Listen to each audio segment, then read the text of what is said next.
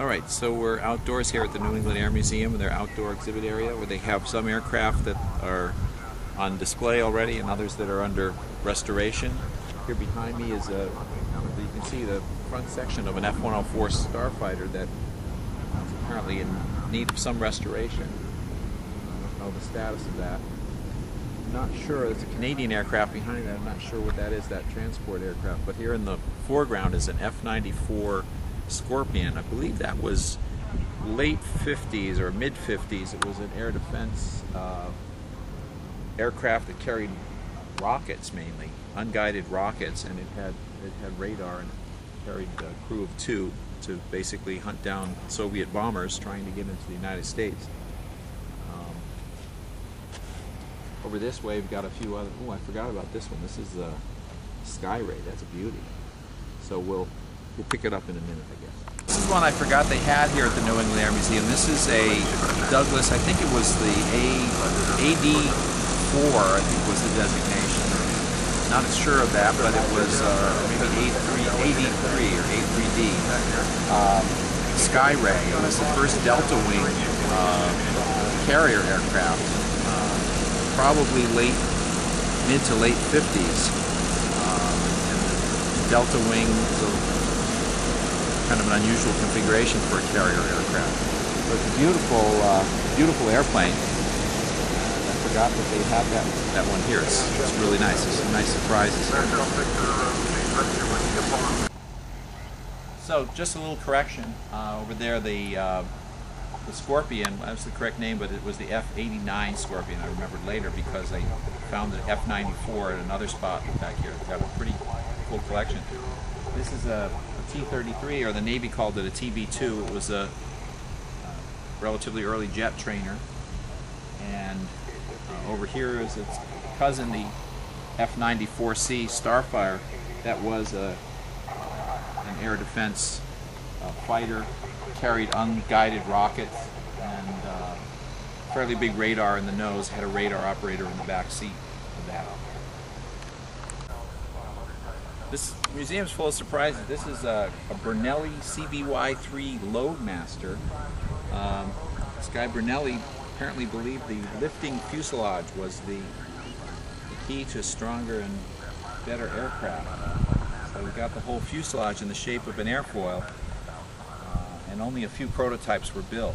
Back here is the A3 or the A3D Sky Warrior, which was called the Whale by the aircraft carrier. It was the largest aircraft carrier cruise. It's the largest, still the largest aircraft that was routinely operated from the aircraft carrier. I think it had a weight of something like 70,000 pounds when it took off fully loaded. That's a big plane on an aircraft carrier. Looking at a few of these other aircraft out here at the New England Air Museum.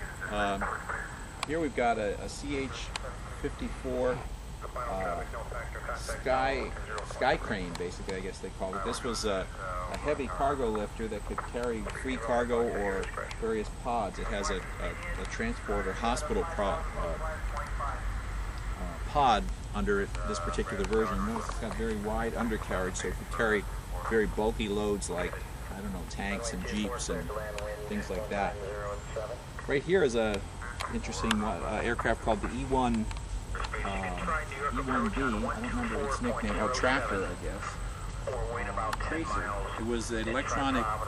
It was basically the fleet defense aircraft for the Navy before they had the E-2 Hawkeye. You can see it has a big, huge radar dome on top of it, and it would fly circles around the fleet or on station around the fleet and keep track of any approaching aircraft and direct the intercepts and so forth for any approaching aircraft. Over here they've got a B-57 Canberra, which was an unusual case of an aircraft that was designed and built originally in Britain, and the design was adopted by the U.S. Air Force and built in the United States by Martin Aircraft. It's a straight wing jet, but it was very maneuverable, very versatile. It was used for reconnaissance, for weather, as a low-level bomber, and various other missions. There's a Coast Guard flying boat over there, which designation escapes me at the moment, but that was used fairly recently for sea rescue. All right, we found a little bit of shade, and we found the sign for the amphibian. It's the Grumman HU-16 Albatross. I said it was recent, but this dates from 1953, but I believe they were in service at least into the 1990s. In the background is a very nice example of MiG-15 fighter from the early 1950s, even late 1940s. They were used extensively in Korea, fighting against the F-86 and other American jets. And that particular example, I don't know if you're going to have to move to get the nose of it, but this particular example was built in China and acquired by the museum in 1990.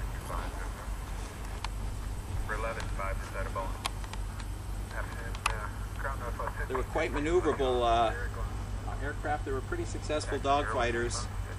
They could achieve speeds up to 650 miles an hour, so high subsonic range. So it was a pretty good match, certainly for the F-80s in the early days. And but when the F-86 came along, I think that was the F-86 Sabre was a more formidable opponent.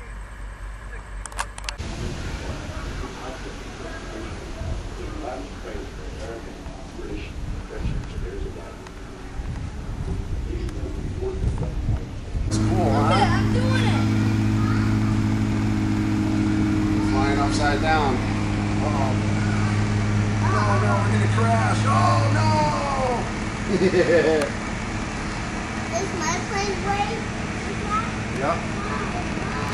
You guys want to go to the gift shop? Dad, I don't know how to do this.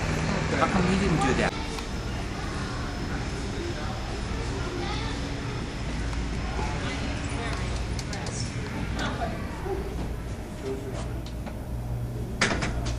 Good light.